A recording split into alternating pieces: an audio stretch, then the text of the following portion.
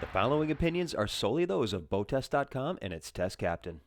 Hi, Captain Steve for BoatTest.com, and today I'm going to conduct a features inspection and performance evaluation of the 214 CC. Let's step aboard and see how they've done.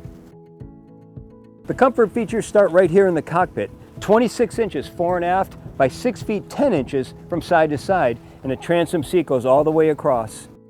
Underneath the port seat is a live well. There's storage underneath the starboard side. In the center, we can flip this cushion out. 2 snaps will unsnap this. And now we have easy access to the 150 Pro XS. We also now have easy access to the swim platform on the starboard side. This is standard now. There's a reboarding ladder underneath, and notice this grab handle, making it easy to get in and out. The leaning post has room for 4 rod holders, a 94-quart cooler underneath. The seat flips open to access storage. There's horizontal rod storage to both sides underneath the 5-inch padded bolsters, and notice how the bolsters continue all the way forward. The side deck between the hardtop support and the bolster measures 17 inches aft, tapers down to 15 inches as we make our way forward to the bow seating area. The bow seating starts with a cushion on top of a removable 72-quart cooler. Pad is attached to the front of the console. V seating is up forward. Standard seat backs. These are not only removable, they also swivel.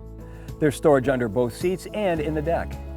A standard quality feature for MAKO, notice the compartment is finished all the way around inside and out. The hatch is a 2-piece, so it's also finished on the inside, and look at this stainless steel hardware. There's a standard stainless steel package that includes the rails just inside the cap rail, and these top out at 26 inches. How's that for safety? Now let's take a look at the helm. It starts with an acrylic windshield wrapping around the console. Up on top there's a padded area for putting stuff with a rail behind, keeping everything in place. The compass is located right in front of the steering wheel, which I like. This is mounted to a tilt base. Up ahead, an open panel that can be populated with your choice of electronics. Fusion stereo connected to 4 kicker speakers located throughout the boat. Just ahead of the wheel, 2 SmartCraft gauges. The ignition is over on the left-hand side. Trim tabs are over on the right-hand side, and then the Mercury throttle and shift. All the way over to the right-hand side, rocker switches, and notice that the horn stands out in red. Thank you very much, MAKO. Beverage holders are just behind that. Just ahead is USB connectivity. Down below, there's a glove box, footrest below that. Up above, there's a standard T-top. It's pre-rigged for outriggers to the sides, and in the center is an electronics box. At the trailing edge, 4 rod holders and optional spreader lights. To the starboard side of the console, we have access to the head compartment through a bifold door. It can be held open with a strap. Inside, 5 feet 7 inches of overhead clearance. We can use it for storage that continues way forward, or we can populate it with a porta potty. At the aft bulkhead, there's a battery switch and circuit breakers. There's also access to the area behind the console for installations. The MAKO 214 CC has a length overall of 21 feet 5 inches, a beam of 8 feet 6 inches, and a draft of 14 inches. With an empty weight of 3,735 pounds, 72% fuel, and 3 people on board, we had an estimated test weight of 4,698 pounds.